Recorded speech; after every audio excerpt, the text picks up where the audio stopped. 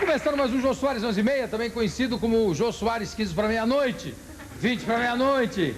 Bom, e depois de tantos sustos e de tantos sobressaltos, o povo está mesmo merecendo uns momentos de descontração, um pouco de lazer. E o lazer é a respiração da alma. Bonito isso, hein? O lazer que antigamente era chamado de vagabundagem, hoje, com a invenção das agências de viagem, virou uma verdadeira indústria. Milhares e milhares de pessoas trabalhando para que milhares e milhares de pessoas fiquem sem fazer coisa nenhuma. É a forma que inventaram de você descansar se cansando. Porque numa viagem de lazer, você tem que visitar dezenas de igrejas, aí tem que parar para olhar aquele santinho que tem o narizinho todo carcomido pelos séculos. Olha aquele narizinho todo ruído e fala, que beleza, que coisa. Aí você morre de canseira subindo ladeira histórica, pega resfriado invadindo cavernas geladas e se sentindo super feliz ao visitar túmulo e catacumba. Em excursão, assim. 27 pessoas. Que lindo túmulo. E as catacumbas? Você teve nas catacumbas? Tive. Que caveiras lindas. É. Não, o lazer é muito importante para o espírito, mas nem tanto para o corpo. Para se desfrutar do lazer não se exige certidão de idade. O avô de um amigo meu, por exemplo, com mais de 85 anos, foi à praia pela manhã, fez Cooper no calçadão da praia, jogou 2 horas de vôlei, bebeu caipirinha, comeu uma feijoada e não sentiu nada. Só foi morrer lá pelas 3 horas da tarde.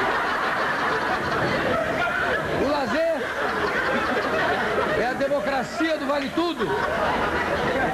Todo o poder emana de você e para você. Aqui, por exemplo, para proporcionar lazer para vocês, o 11h30 vai entrevistar Armando Falcão, que fala do seu projeto para solucionar o problema das prisões brasileiras. O colunista de TV José Simão conversa sobre o seu novo livro e o Mário Armstrong mostra por que tem Armstrong no nome. Além da voz ser parecidíssima com a do velho Satchmo, ele também brinca no trompete. Lazer bom, não? Agora, enquanto dura o intervalo comercial, eu vou lá dentro acabar de ouvir a gargalhada do Bira e volto correndinho. Uma!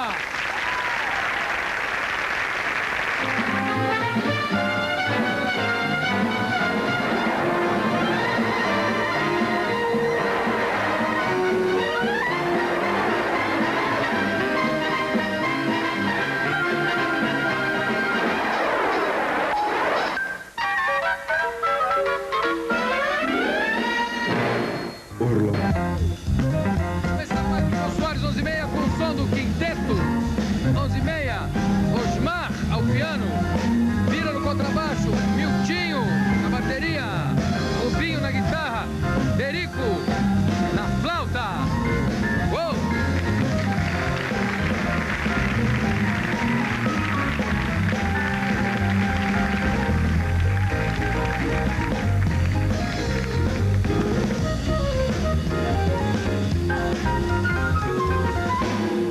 Bom, vamos começar lendo essa notícia aqui. Funerária devolve defunto. Richmond, Texas, United States.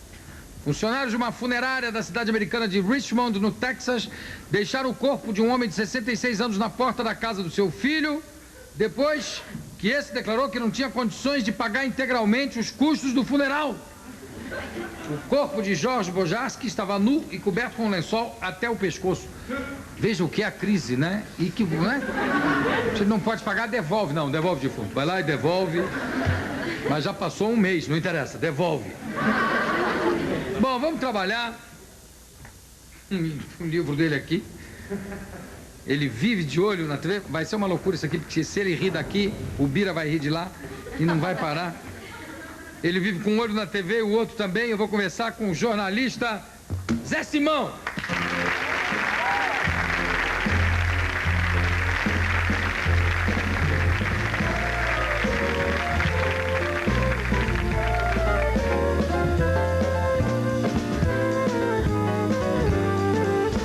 Você sabe que eu sento aqui com a mesma emoção do dia que eu fui a Brasília, né? Porque é parte da cidade cenográfica do Lama Gate, né? Porque quando secava inspiração lá em casa, eu ligava em você. Falei, não, hoje eu tô desesperado, mas o Jô tem que estar. Aliás, obrigado pelas referências sempre carinhosas que você faz ao programa. Um dia eu te liguei, você disse, não, vou ter que pagar. Não, se eu tivesse que pagar 10% toda vez que usasse suas piadas, eu ia morrer endividado. Aí você falou que me pagava 15. Eu pago 15 para você continuar usando. Eu tô com o teu livro aqui, você trouxe outro. O teu tá autografado? Não, mas a gente pode fazer um agora. Então, não, depois a gente autografa. Tá, ok. Você que selecionou as crônicas do Lama Gate? Porque Lama Gate, porque eu falei assim, Watergate, Água Gate não ficava bem, né? Então é logo Lama Gate, né? Eu escrevi mais de 100 colunas, né? Que eu fiquei assim, ligado, né, na CPI, no impeachment, né? E para selecionar 100 foi difícil. Aí juntei eu, o editor, o Samuel Leão da Iluminures, e ficava assim, essa sim, essa sim, essa sim, agora essa não, essa não. Aí conseguimos selecionar 30. Aí ele falou assim, agora o prefácio você me faz agora que eu tenho que entregar as 9 para a gráfica. Porque livro de Lama é assim, tem que sair rápido, não sei se sabe. E aí foi direto assim? Foi, eu saí no computador, eu falei, o que eu vou escrever agora? Prefácio para o Lama Gate? Eu falei assim, Disunited Colors Presents um tratado sobre a lama. Eu falei, não, um tratante sobre a lama, né? E aí vai em frente. Aí vai em frente. Simão, você quando escreve, você deu agora um exemplo bem claro disso. Você pensa uma coisa, aí você pensa outra, aí você escreve as duas? Ao mesmo tempo. e ainda falo alto. Né? Porque eu acho o seguinte, porque uma coluna que você tem diária, né? Porque se você não falar alto, se não tiver ritmo, que nem televisão, o leitor imediatamente vai passar para outra página. Né? É como um controle remoto. Então, eu nunca entrego uma coluna para a Folha se eu não leio alto antes. Tem que ter aquele ritmo. E aí ele disse... Quer dizer, você acaba de escrever e lê. Isso, leio, aí eu passo pelo computador. Você tem que segurar o leitor. Né? Você já escreve alto? Já escreve alto? Eu já escrevo alto, entendeu? Quando você ri na coluna... Claro, Você tá rindo em casa? Claro, é evidente que eu sou pago para dar risada. Eu não sou pago para as pessoas darem, eu sou pago para dar risada. Né? E eu trabalho muito assim. Hoje mesmo tinha um recado na secretaria. Porque eu trabalho assim, com secretária eletrônica, telefone. Então tem muito essa coisa na minha coluna a voz dos outros. Você tem essa coisa sonora, né? Então hoje mesmo eu estava ali na secretária, aí ligou a secretária, era um médico, muito amigo meu, médico famosíssimo, que não posso revelar a fonte, né? Me contando uma piada. Quando eu soube que era uma piada, eu não puxei.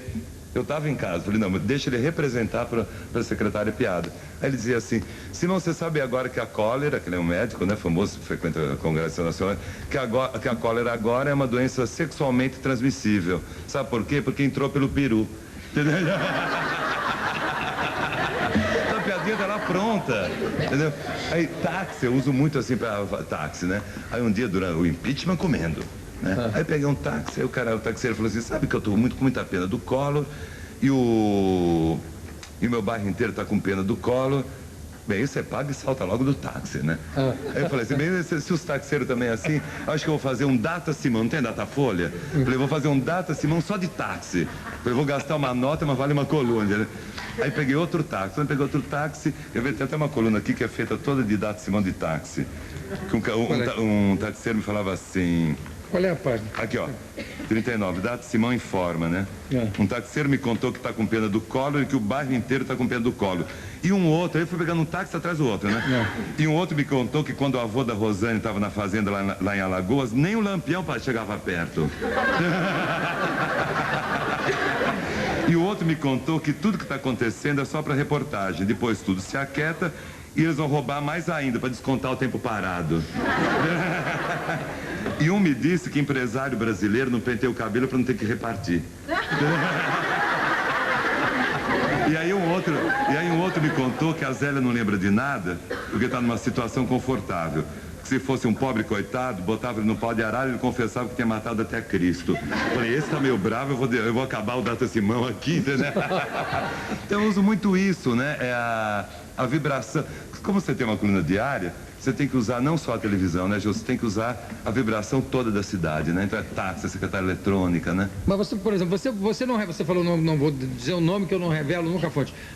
A pessoa pode ligar para a sua secretária, dizer uma piada ou deixar um comentário que pode ficar sossegada que não vai sair o nome dela? Não sai o nome. Nunca? Nunca. A não ser por sacanagem, né? Ele pensou bem. Uma sacanagemzinha. Inclusive, quando estava vendo a entrevista do Lu Santos, que eu achava, por exemplo, que aquelas duplas sertanejas estavam dando um show na casa da Dinda, que devia ter uma dupla sertaneja colorida em homenagem ao dia do confisco, chamada Saca Tudo e Sacanagem. Assim, quem é do governo, saca tudo, e o resto da nação, sacanagem.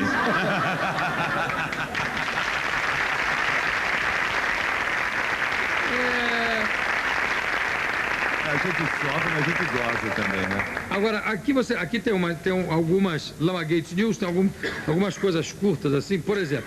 A primeira coisa que eu vi quando cheguei de Nova York foi o pronunciamento do Collor na TV.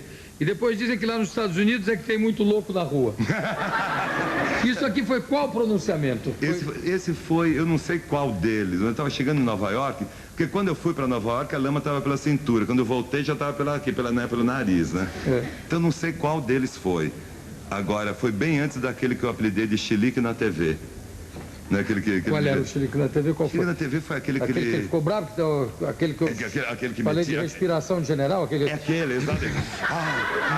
Aí eu falei assim, olha, ele mete medo, mas eu peito.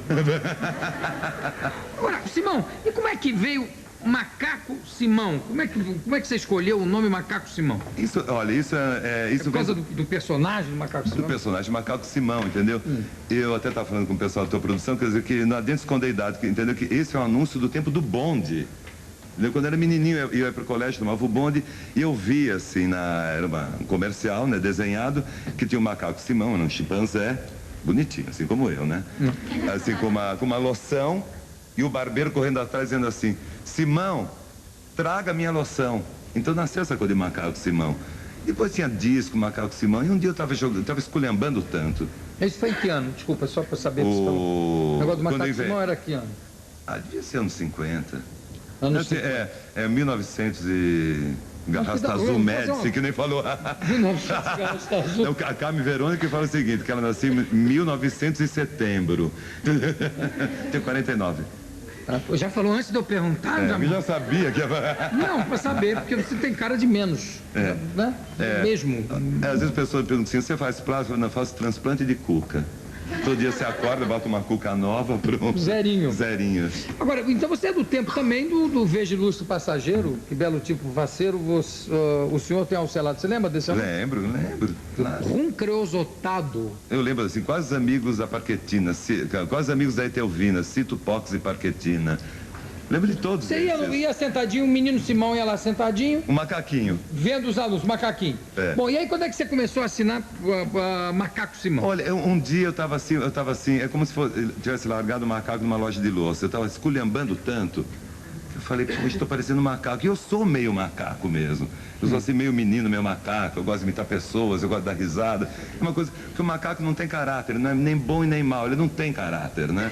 Quer dizer, ele é livre. Então eu falei, vou botar aqui Macaco Simão, com o risco de cair no ridículo, né? Mas eu falei assim, mas se o artista, eu acho que a base de todo artista é assim, ou ele não pode ter medo do ridículo. Exatamente, né? Enfrentar a possibilidade do ridículo. Tem que enfrentar a possibilidade do ridículo. Então, ou você decola, então, né? O ridículo. Eu falei, Macaco Simão. E as pessoas amaram, porque existe essa coisa, todo mundo tem, né? No inconsciente, aquela coisa da infância.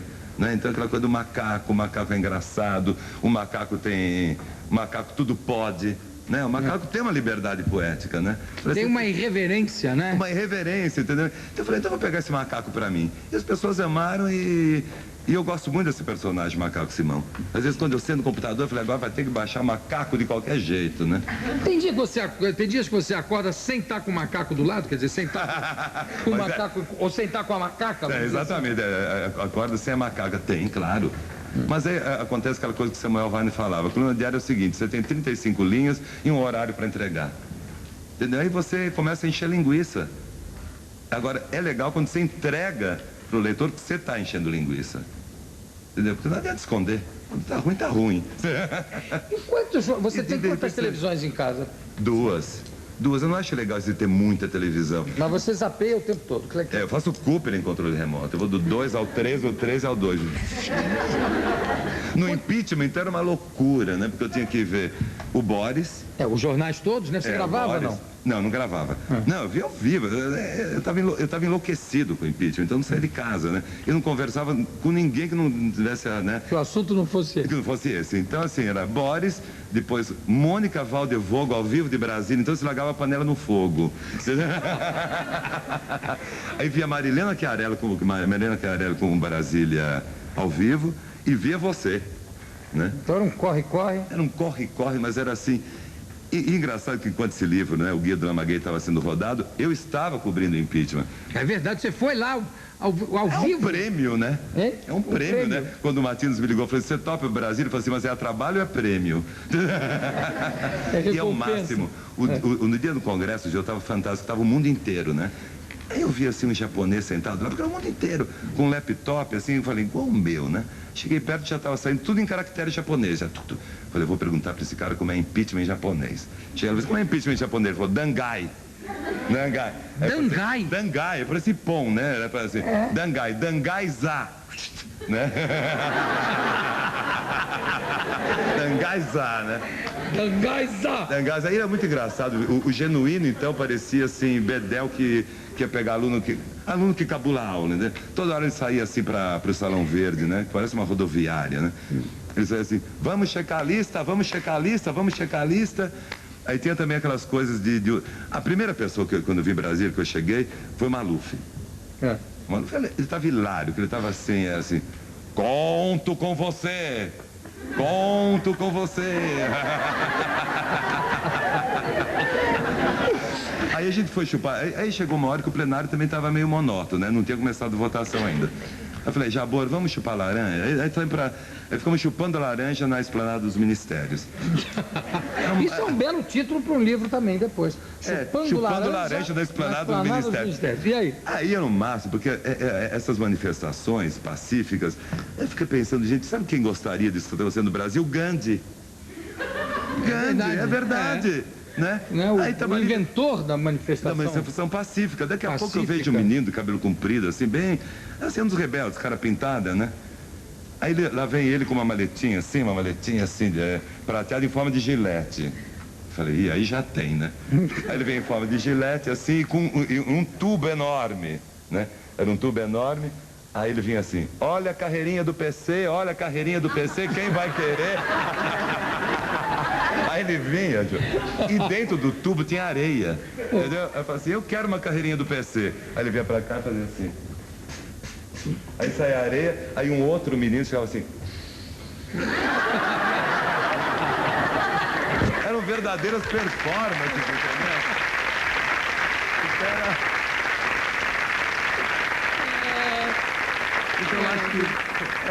Eu acho então que, quer dizer, a mesma emoção que eu fui a Brasília, eu sento aqui, né?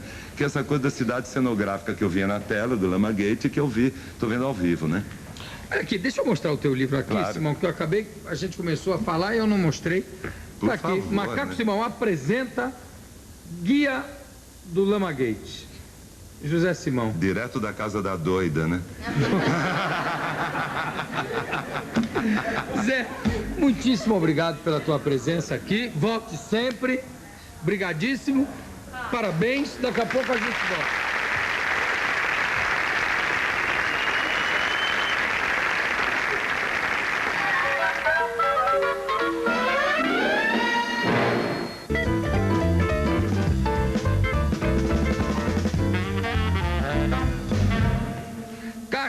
Que vem da Bahia, de Odorico Limeira.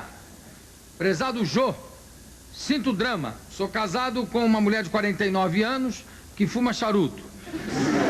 Antes só fumava cigarro. Não sei qual foi o imbecil que disse pra ela que fumando charuto ela abandonaria o cigarro. Ela acreditou. Agora já acorda com charuto na boca. Um horror. Ela, como eu também, adora o seu programa. Não vai pra cama sem você e agora sem o charuto. Na hora de dormir, ela está tão impregnada da fumaça do charuto que quando ela me pede um beijo, se ela tivesse barba, eu jurava que estava beijando o Fidel Castro. Já estou pensando em divórcio. Não acha que eu tenho razão? Olha, ô Dorico, eu acho que você deve chegar e, né, botar aí as cartas na mesa, dizer, olha, ou eu ou o Charuto, os dois não dá. Tem mais uma carta aqui que eu vou ler depois. Tem essa notícia que é interessante. No Japão, um lutador de boxe de 27 anos diz que é pai de 35 filhos. Não. Eu li ao contrário. Pai de 53 filhos. Todos com menos de 1 ano de idade. Que coisa mais concentrada isso. Só sendo lutador de boxe mesmo e japonês, né? Aquela coisa... Zan! Bom, vamos trabalhar. Deixa eu botar isso aqui. Esse bracinho ainda tá tronchinho, mas vamos em frente. Agora ele fala. Vou conversar com o ex-ministro da Justiça, que não falava, Armando Falcão.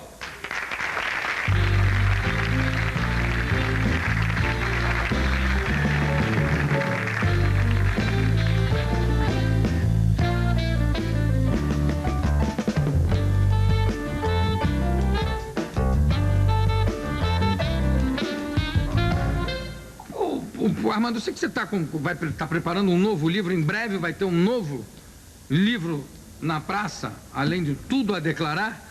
Está preparando ainda a declarar? É isso? Exato.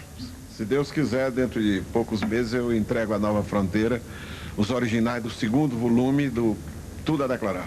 Mas tudo que ficou calado naquele tempo agora está botando para fora. É possível isso? Armando Falcão, nada a declarar.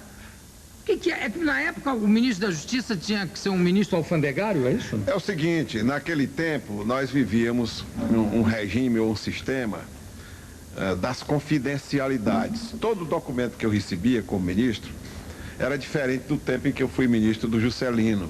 Sigiloso, confidencial, reservado. Então eu tinha que falar menos do que falei no tempo do governo do Juscelino.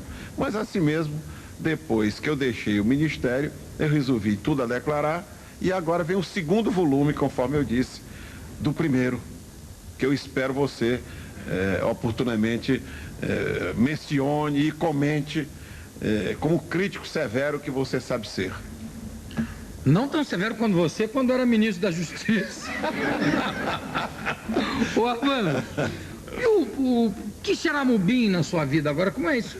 O Quixeramobim... Fica dividido entre o Rio de Janeiro e Quixeramobim? É o seguinte, João, você sabe que eu enviuvei de uma paulista há cerca de 2 anos e casei a 2ª vez com uma cearense de Sobral e nós resolvemos, como eu tenho 6 filhos e 12 netos no Rio de Janeiro e ela, 4 filhos e vários netos no Ceará, nós passamos 2 meses em Fortaleza e 2 meses no Ceará do Quixeramobim, na minha fazenda que se chama Massapê Grande, e eu já lhe expliquei. E é em Quixeramobim. O que quer dizer Quixeramobim? Quixeramobim em Tupi-Guarani? Tupi-Guarani, e segundo José de Alencar, Quixeramobim quer dizer, ó os meus tempos de outrora.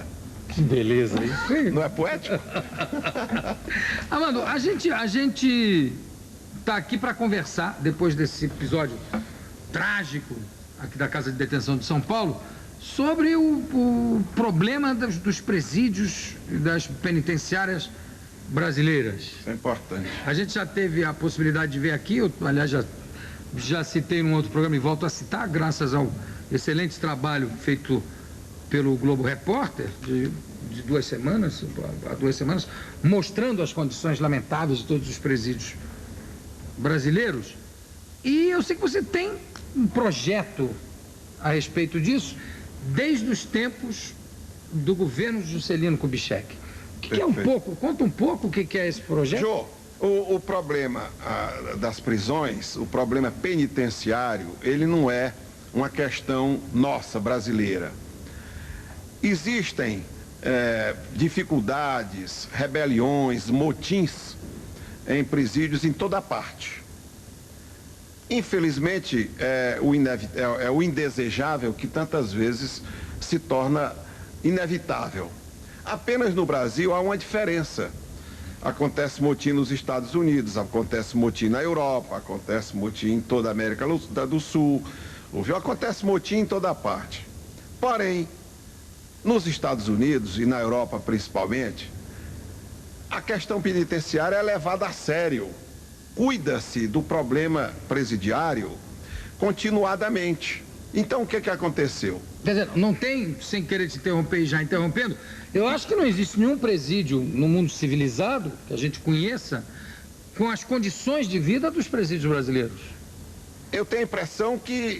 inclusive pelo filme que a gente viu aí do Expresso da Meia-Noite, nem naquele presídio da Turquia. Pelo que se passou aqui em São Paulo, a impressão que se tem é que nós chegamos a uma situação de crise e ela pode reproduzir-se em vários outros pontos do território nacional, inclusive a penitenciária Dias Moreira, no Rio de Janeiro, está com a superpopulação carcerária capaz de gerar uma situação igual à daqui.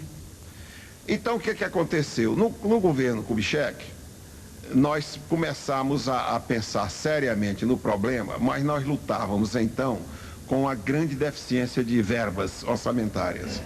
No governo Geisel, eu, no dia do convite que o presidente me fez para ser seu ministro, toquei na questão e ele sensibilizou-se e me disse: fique certo que eu vou lhe fornecer verbas, dotações, para que você enfrente essa questão com toda seriedade. E, efetivamente, nos 5 anos de governo Geisel, nós conseguimos elaborar, sob a presidência do professor Cotrim Neto, ex-secretário de Justiça do governador Negrão de Lima, um plano de recuperação do sistema penitenciário em todo o território nacional. E, começando a executar esse programa, nós conseguimos, em 5 anos, construir 7 estabelecimentos prisionais em Belém, Teresina, Fortaleza, Recife, Salvador, Vitória e Brasília. Cuidamos também de um plano de normas para a execução penitenciária. Fizemos convênios para efeito de o Ministério da Agricultura, por exemplo, nos ajudar na questão dos estabelecimentos prisionais que fossem também colônias agrícolas, porque o problema da ociosidade nas prisões é de suma gravidade. Muito bem, esse programa, que se tivesse tido continuidade, levaria a soluções oportunas que evitariam o que houve aqui na Casa de Detenção de São Paulo, foi inteiramente abandonado, Jô. Então, o que aconteceu aqui, conforme eu mencionei há pouco, é susceptível de repetir-se em vários pontos do território nacional, porque ninguém cuidou mais da questão. Não é possível acusar somente aqui a autoridade estadual, a Polícia Militar de São Paulo, o governador, o diretor da Casa de Detenção. Não, o problema tem muito mais profundidade. Trata-se de uma sucessão de erros, de irresponsabilidades, de abandono dos presídios. Quando você entra até no que não é presídio, no que não é penitenciária, em qualquer distrito policial do Rio de Janeiro, e eu lhe cito, por exemplo, a delegacia de polícia no Leblon, o famoso 14º Distrito Policial, no Leblon, no Rio de Janeiro. É um horror, é um horror. Onde cabe, nos cubículos, onde se devem colocar 10 pessoas que estão esperando transferência, para o estabelecimento adequado, você encontra 25, 30. Tem células para 3 pessoas, onde estão vivendo 30 pessoas. Exatamente, exatamente. É um foco de violência. Agora, outro ponto. O preso merece a proteção do Estado. Ele como preso, submetido à custódia do Estado, ele é intocável. Mas ele também é sujeito a um regime de normas penitenciárias em que ele tem que ter disciplina, em que ele tem que obedecer às regras da execução criminal no respectivo estabelecimento. Mas como é que é possível fazer isso se não há administração penitenciária. Não tem condição de abrigar as pessoas que estão presas? Não tem administração penitenciária. faltam instalações adequadas. Agora, o secretário de Justiça de São Paulo, quando esteve aqui no programa, disse o seguinte, que além de tudo tem mais de 150 mil ordens de mandados de prisão expedidos sem possibilidade de execução, porque não há onde colocar os presos, a não ser que se multiplique ainda mais a superpopulação carcerária. Isso não é só em São Paulo não, Jô, é do Amazonas ao Rio Grande do Sul. Mas eu falava... No país inteiro. Daqui a pouco, se a crise continua desse jeito, vão botar todos os marginais morando na cidade e as pessoas que sobrarem morando nos presídios. Vai ter que inverter, porque é uma loucura. Agora, você veja, por exemplo, o direito do preso. O direito do preso é sagrado, o preso? Não, não. Como eu disse, o preso é subordinado a um regime especial. Você quer que eu lhe conte o que é que aconteceu há alguns anos, há uns 8, 10 anos na Alemanha? Começou aquela rebelião dos chamados vermelhos, atacando nas ruas, invadindo a propriedade, etc., etc., e começaram a ser presos. Dentro das prisões, eles continuaram rebelados, continuaram revoltados. A autoridade alemã impôs um regime carcerário rigoroso, a tal ponto que o preso perdia o direito até de comunicar-se com seu advogado.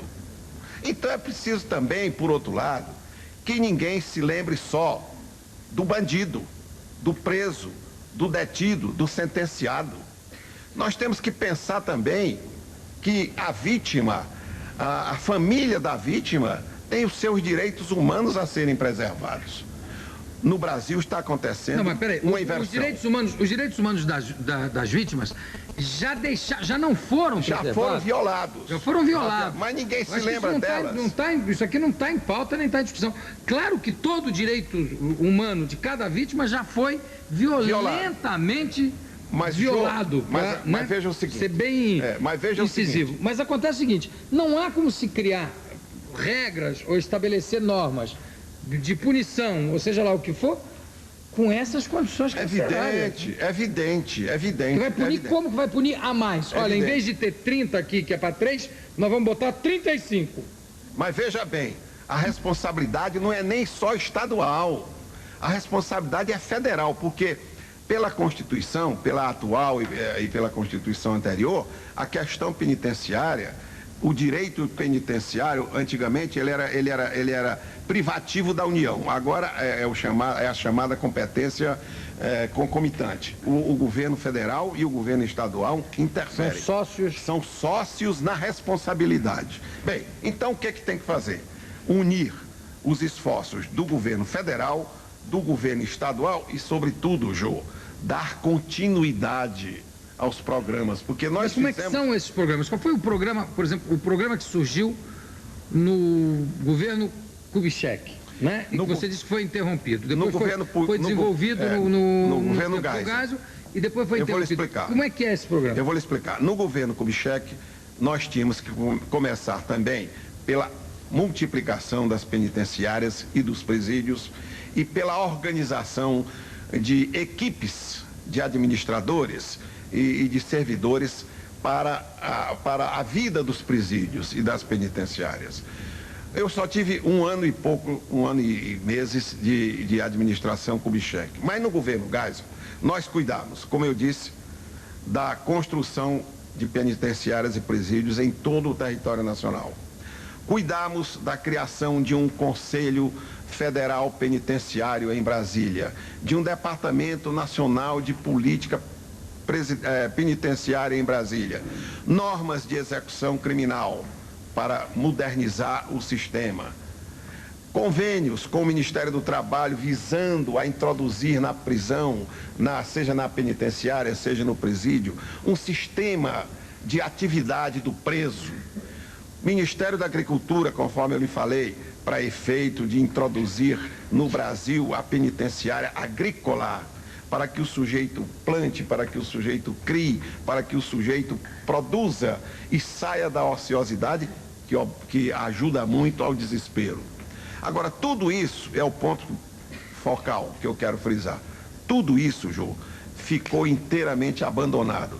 os governos, tanto o governo federal como os governos estaduais, sobretudo porque presídio e penitenciária não dá voto, não levou os candidatos a deputado, a senador, tanto no plano federal como no plano estadual, não levou os candidatos aos executivos, tanto no nível municipal como no nível federal, a interessar-se pelo problema.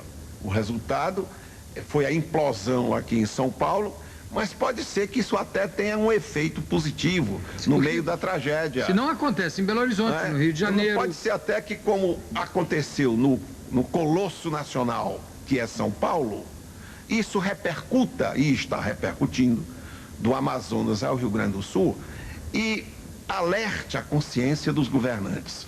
E os três poderes são, no caso, também responsáveis. Precisamos reformar o problema do sistema penitenciário no poder executivo, no poder legislativo, através do poder legislativo, e no poder judiciário, que é quem cuida da execução criminal em quase todas as unidades federadas. Formando-se uma consciência, criando-se uma mentalidade da gravidade do problema. O problema é sério.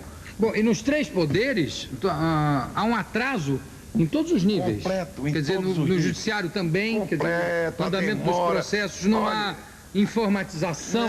Não há nada. Você como vê, por exemplo, haver. a parte da concessão dos indultos, quando o preso completa as condições para ser indultado, quando ele, no cumprimento da pena, o tempo que se leva para tirar o homem da prisão, isso obedece a critérios legais apenas teoricamente.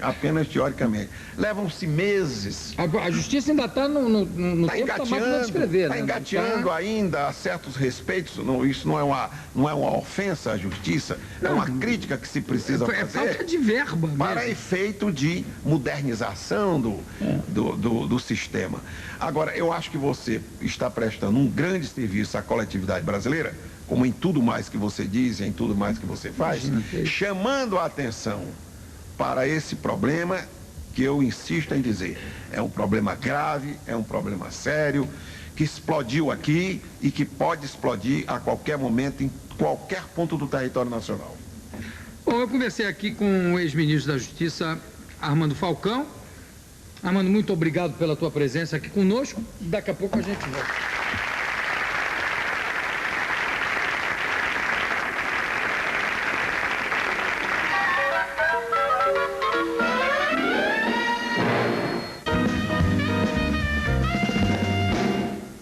Bom, imagine vocês que ontem o diretor Nelson Roineff, do programa Documento Especial, foi indiciado por causa do programa que ele realizou sobre o nazismo, mostrando o surgimento do neonazismo no Brasil, etc.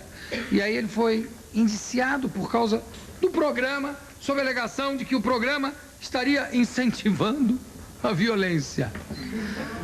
Mas não dá para entender. Quer dizer, o programa não estava incentivando a violência, o programa estava denunciando a violência e não incentivando. Estava denunciando a violência. E foi por não denunciar a violência, eu já falei isso aqui algumas vezes, não consigo repetir, que o nazismo surgiu na Alemanha, por ninguém denunciar aquela violência daquelas pessoas que começaram a surgir vestidas de marrom e batendo nas pessoas no meio da rua. Então, de repente, ele é indiciado sob essa alegação, que o programa foi uma incitação à violência. Não foi uma incitação à violência. É óbvio, eu gosto de repetir, não me canso de repetir aquela frase do Borjalo que diz o seguinte: querer culpar o programa por incitação à violência ou pela violência é a mesma coisa que querer culpar a janela pela existência da paisagem. Olha só, mais um pedido aqui, nós vamos ler hoje. SOS Caio. É impressionante o que a gente recebe aqui de pedidos. Eu sempre estou passando à frente, porque eu acho que não custa a gente divulgar e é fundamental, porque realmente as pessoas não têm como resolver esses problemas sozinhas. Não tem mesmo.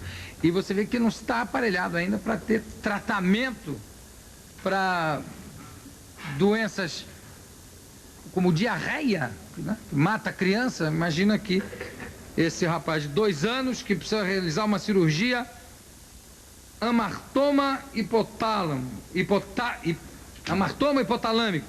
que é a extração de um tumor no cérebro. Tem que ser no exterior. Aí ela dá o seguinte: adesões pela conta 12550-4. 12550-4. Agência 1789-2, Bradesco. Tá, ok? Vou repetir: 1789-2, Bradesco. Tá aí, tá lido. E o que está andando aqui? Tem uma coisa andando em mim. O que é isso aqui? Alex. Tem uma coisa andando em mim. O que é? Aqui não tem? Pega!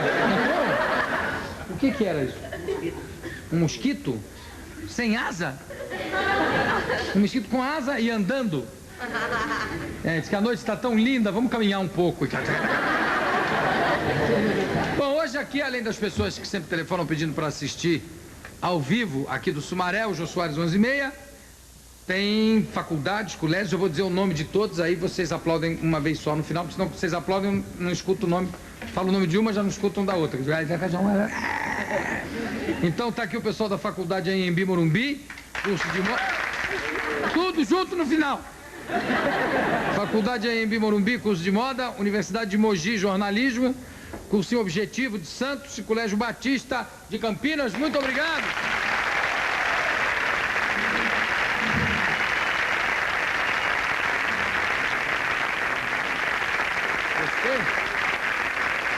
Gostei do Miltinho, lembrando os tempos que ele era baterista do Circo do Churupito. Como é que é? Dá aquele rufo bonito. Qual é a música? Né? Como é que é? Uau! Muito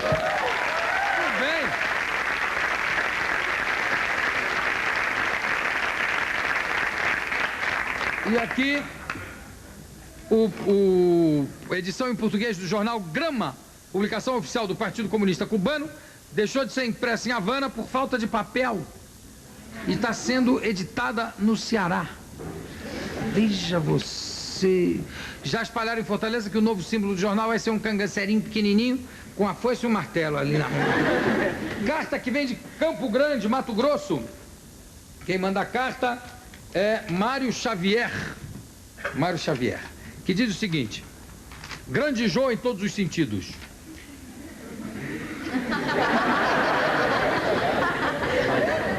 Sou um sonhador nato e como tal sonhei que ia na Porta da Esperança depois de revelar o meu desejo a Silvio Santos. O Silvio me recebia muito bem, fazia o auditório me aplaudir, me levava para o palco, me entrevistava e então eu revelava que o meu sonho era me encontrar com a Xuxa. O Silvio dizia: não tem problema, vamos realizar o seu sonho. Arrai! Aí, tá escrito aqui, arrai! Aí a Porta da Esperança começava a abrir e no lugar da Xuxa quem aparecia era o Pedro de Lara. Aí o Silvio dava outra gargalhada na minha cara. Ai! Ficou escrito mais comprido aqui. Ô Lombardi, olha a cara do Mário. E o Pedro de Lara ainda ficava piscando o olho pra mim. Ainda bem que foi sonho. Pesadelo, né, Mário? Você querer a Xuxa e ter que se entregar nos braços do Pedro de Lara. Acorda, Mário. Vamos seguir aqui. Ele toca e canta como Louis Armstrong. Eu vou chamar Mário Armstrong Jr.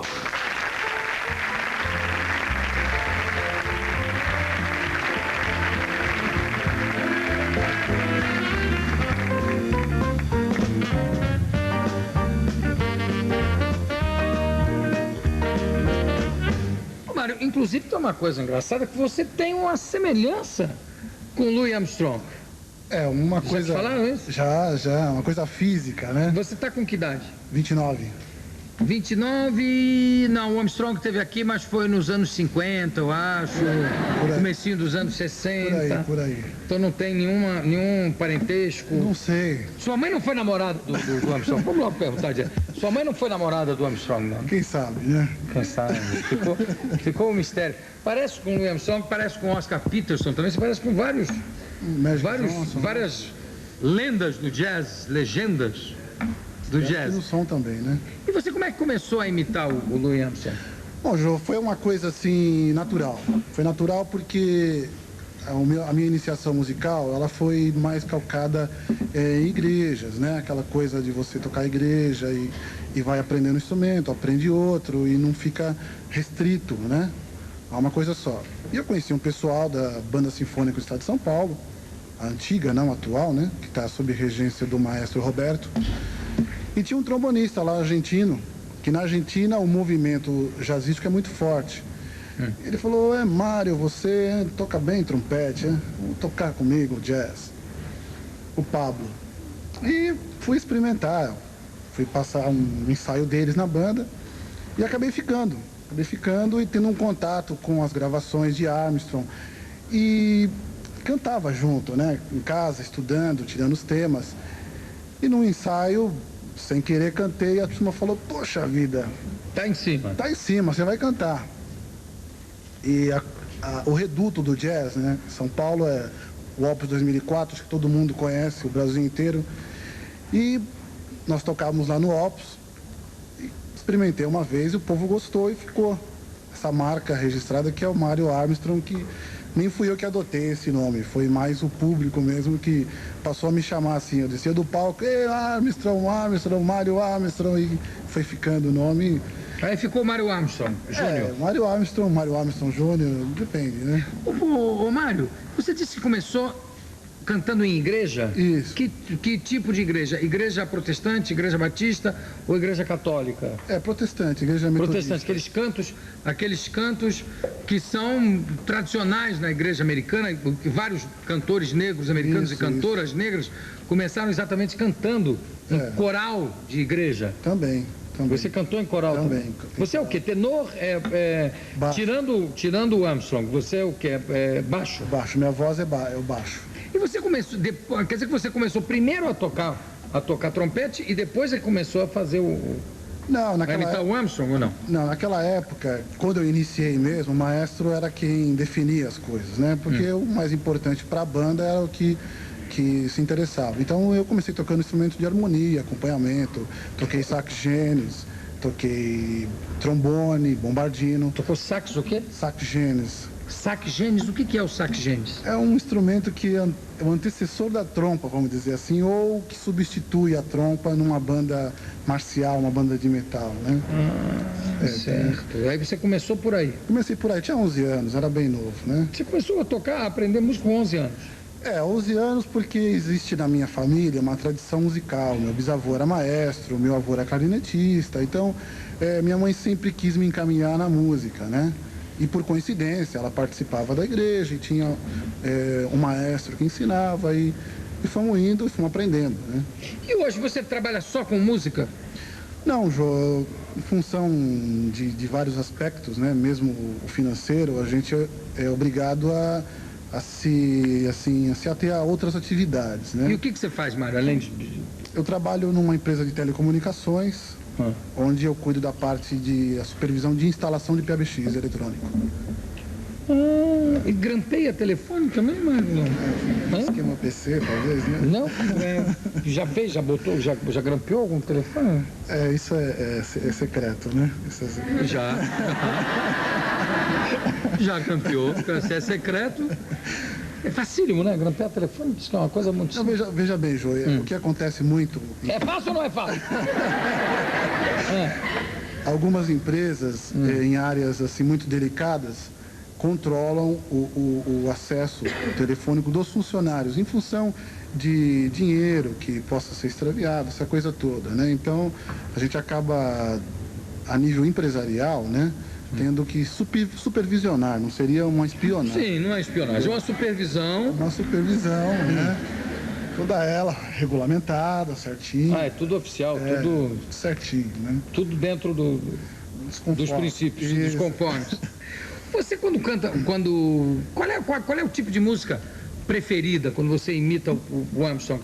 Qualquer música do Armstrong, qualquer canção, como é que é? Não, existe uma limitação porque eu imito, então eu não sou o Armstrong, é uma coisa primeira que tem que ficar claro. Ele tinha uma textura diferente da minha, consequentemente também, por ser o criador daquele estilo, né? A voz dele era natural, a minha não. Ele já tinha aquele calo na corda vocal desde cedo. Exatamente. E você não tem, quer dizer, você fala normalmente. Ele já falava rouco. Exatamente. Né? Com o passar do tempo, né, eu fui adquirindo uma certa assim, resistência a nível de voz, tá?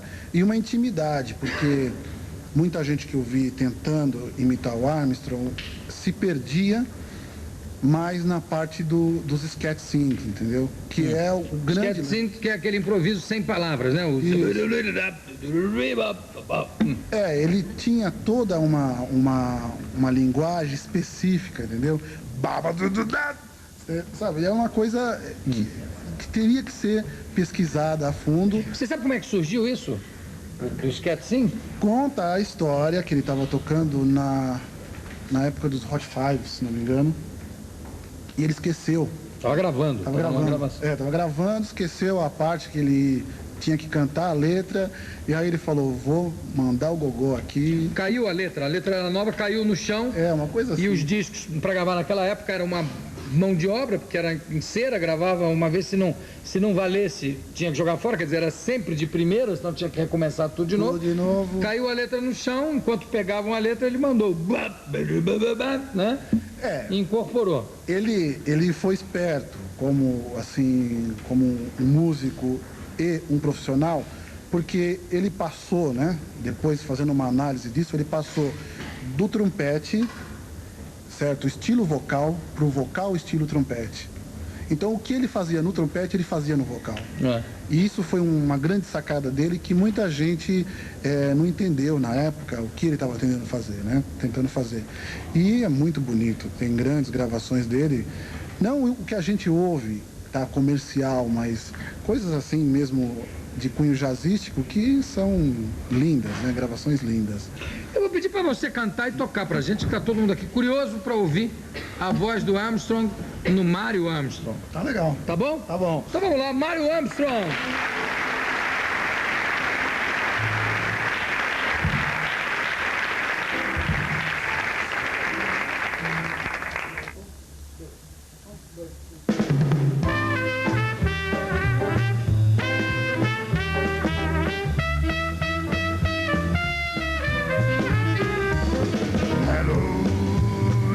Well, hello, Dolly. It's so nice to have you back where you belong. And the look and swell, Dolly, I can't tell, Dolly.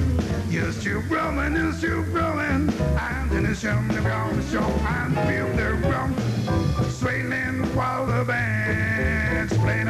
When I found my roadie baby son, one way back when, so take her laps, well, I find on empty wraps, well, I'm starting to never go hanging. Oh, hello, Dolly, well, hello, Dolly, it's so nice to have you back where you belong. And the look and swell, Dolly, I can't tell, Dolly. Oh, but it's still growing, Papa, I feel the rum swaying while the band's playing up. When I found what old favorite son, one way back when. So take her laps, well, I to find out every raps, well, I was on you never go away.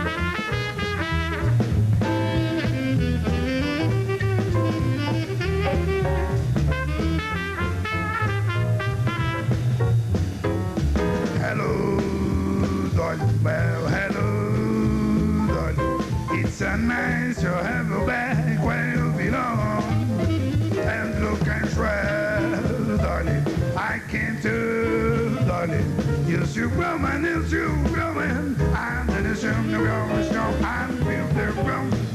Swaying for the band's playing up. But now power look deep reason one way back when. So take her laps. Well, I find out every raps. Well, I'll tell you never go away. Tell you never go away. Tell you never go away. Oh, I'm going to stop with them. Oh, yeah.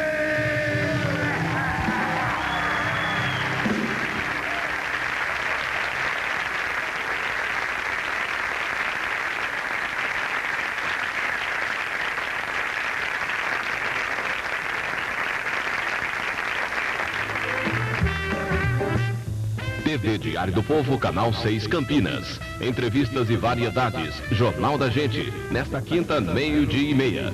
Fique agora com o Jornal do SBT. It's so nice to have you back where you belong. And the look and swell, darling, I can't tell, darling. You're still growing, and then it's show and feel the ground. Swaying while the band's playing up. When I found my roadie baby son, one way back when. So take her laps, and I find on empty raps. Well, I'll start you now.